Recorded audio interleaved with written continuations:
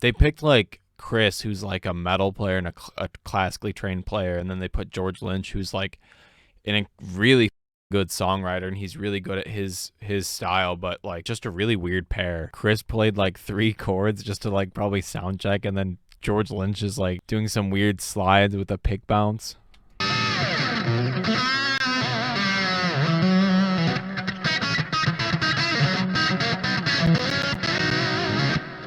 Cool bluesy.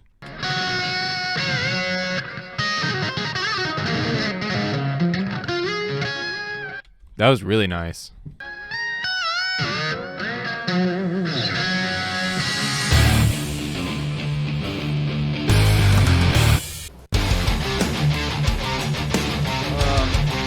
Yeah, he was in a band called Jay. You know, you have a guitar pick taped to your thumb. There we go. Yeah, well, it's not exactly taped, but it's what I call my pick clip. So I've bought it. It's actually really good. It's something you have to kind of get used to, because instead of holding the pick, it's literally attached. So like you have to get used to the feel of the clip. Also, being able to almost like just get the feeling of like tapping with all your fingers, but still having the pick in your on your thumb. It's really strange, but it works. If you can get the hang of it, it works really well. What the hell is that? like you can take any pick that you use and make it a thumb pick, basically. So when you go to finger pick, it's right there on It's right there. your thumb. Oh, wow. Yeah. Okay, so whoever invented this thinks they're going to make $1 million in this crazy little invention. Right? I hope so, since I patented it. They just have a casual like EVH just sitting there chilling. I love it. Listen, George, who send him away? Yeah. I just cup it like that, you know, between my fingers. That's when I cool. go from string.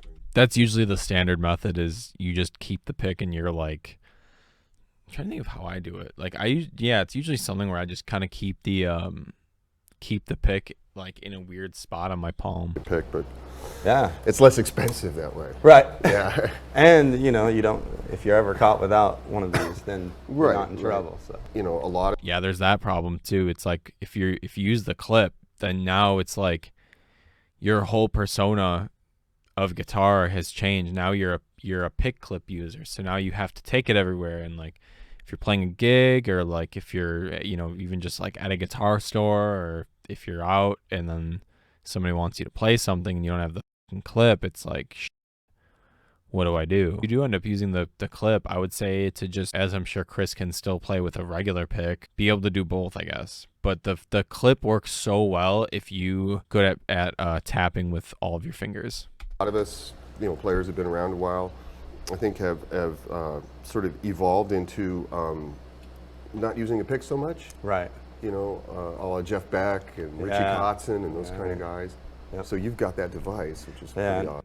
He's like mesmerized by it. I mean, I went to college for classical guitar, but really, He did, and he's f***ing incredible on the classical guitar. It's like if you look up Chris Broderick classical guitar, you will find so many really rad videos of him playing like Lignani, Bach, that kind of thing. this was more born out of doing the two-handed tapping stuff, and you know, so Having to free up your yeah, so I could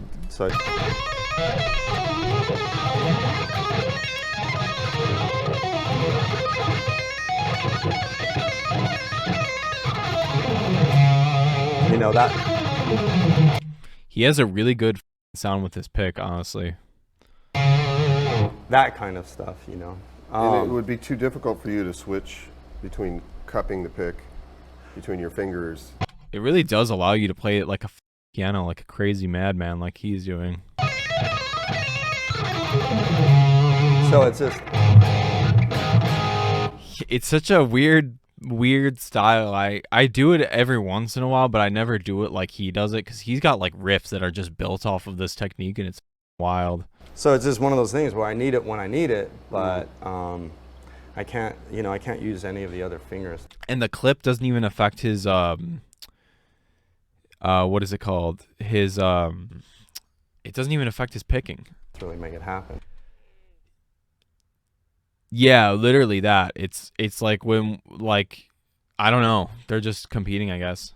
Not really. I don't think they're like, oh my god, I gotta show off. But it's like, they picked like Chris, who's like a metal player and a classically trained player, and then they put George Lynch, who's like a really good songwriter, and he's really good at his style. But like technicality speaking, Chris definitely like outdoes him. But I don't think that takes away from like George's playing at all. But it's like just a really weird pair. You expect me to play after And- that? and Holy then- shit. And then, for the finger picking stuff. Oh yeah, nice. Yeah. That was really good. That's the Bach. I think it's a Prelude number 999 or 997.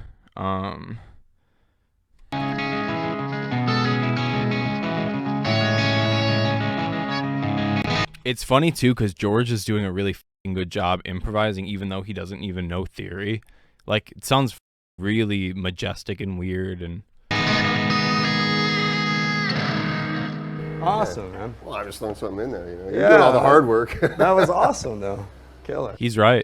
One thing I definitely noticed is how much you're using the clutching of the pick and your individual fingers to get a lot of your tones. And you'd mentioned the influence like Jeff Beck. And so where do you get a lot of your influence from for that? All my playing influence comes from just osmosis. I listened to people when I was a kid. I mean, just playing along with Hendrix records and Johnny Winter and Beck and everybody from that era, and just kind of playing along, pretending I was in the band and not knowing technically how they did anything, but just trying to emulate it.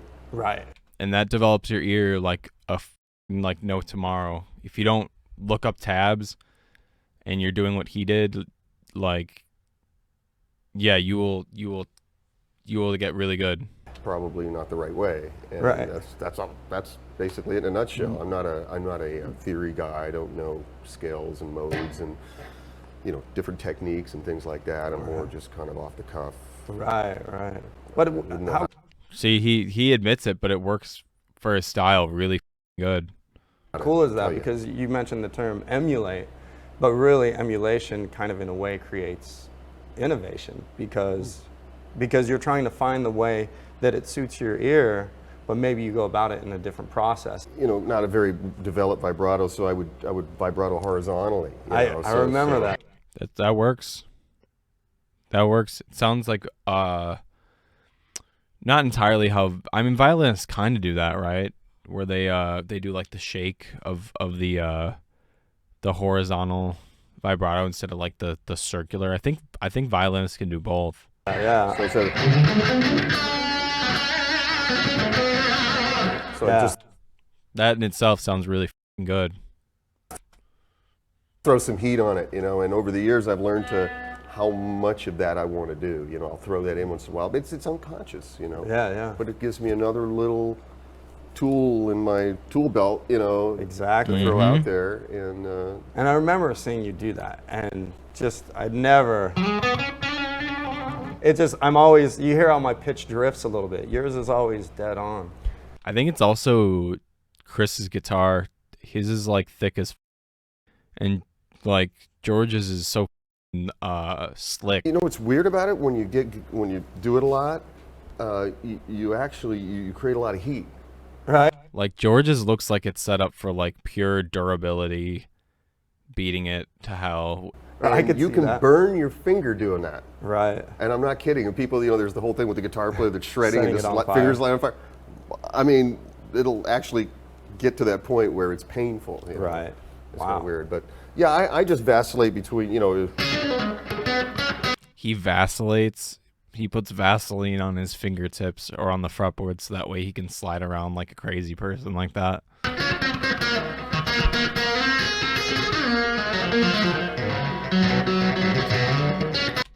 Dude's got a thick thumb. Jesus. a lot of Really good ass finger picking though. Like it sounds very like steel string goodness. just whatever that is, pedal tone kind of stuff. And then I'll just switch, and then I'll just grab my pick and I'll just, Like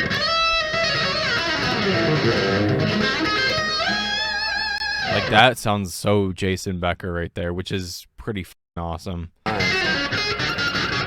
into like his bluesy style, and I think George is really good at that.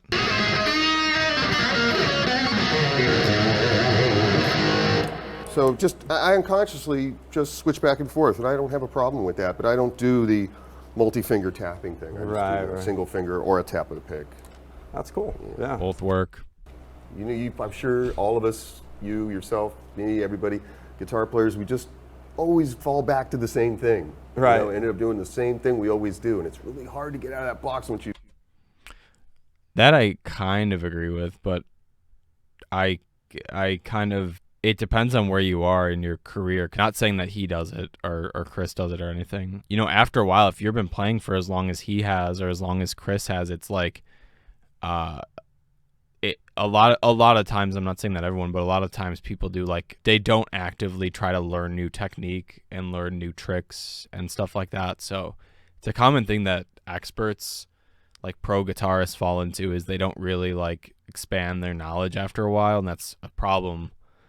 But yeah, You've kind of got that in your bones, you know. Right. But I also think that you tend to gravitate towards the type of player that you are. Your personality almost kind of dictates the player that's a good point too. that you are. And you will As much change as over influence. time. Yeah. Yeah. You know, I mean, we see that with Jeff Beck. I mean, how beautifully he has evolved, and one of the few legacy guys that has. Right. You know, we don't know where Hendrix would have went, you know, had he been around, but A lot of people like look at Hendrix as like a genius guitarist, and he definitely was. But I feel like he gets undermined of just like how good he is as a songwriter and a melody writer and like a lyrical writer. and not to denigrate anybody, but I'm saying it's just a natural tendency as you get older, especially if you're very successful and rich, to kind of rest on your laurels. Yeah. Yeah. It's how much you actually love the instrument, in terms of like how much are you actually gonna like sit down for hours and learn when you're in your 40s and 50s. And at first, I was very I didn't want to see him change. I wanted him to be Beck, Ola, and Truth, you know, for the rest Right. of his life. I wanted Zeppelin to be the first two records for the rest of their lives, Right. you know. But I had to grow and evolve and learn how to appreciate where they were going. And I think it's wonderful when fans allow us to change too, because I noticed that, and I'm sure you get this with your bands and your music, is that the fans are so conservative. They don't want to see you change. Fans are weird. Whenever an artist changes, they get annoyed, but then whenever an artist doesn't change, they also get kind of annoyed. Write a Dawkins song. I go, "Well, I couldn't do it. I can do anything but that." That's the thing that labels and stuff is, they're like, they will literally just tell you like, hey, you need to write like this many hits on your next CD, or else we're all gonna be. Just like, keep that in mind. If you put a gun to my head, I couldn't do it. I don't know where that came from. You know? Right. You know, so but that's the beautiful thing about music, is you just cannot nail it down. It's so kind of evolving and it's so mysterious. Yeah. That's another thing too, is when you're writing, you have to capture it at the perfect time, right? You can't just like, you can't write a new metal song and in 2022 and expect it and expect the new metal trend to be back by the time you release it. You know, Yeah. I mean, we can't define it. That's what I love about it. Right. It's still one of my all-time Bow. favorite. Dude, part 2 is even weirder.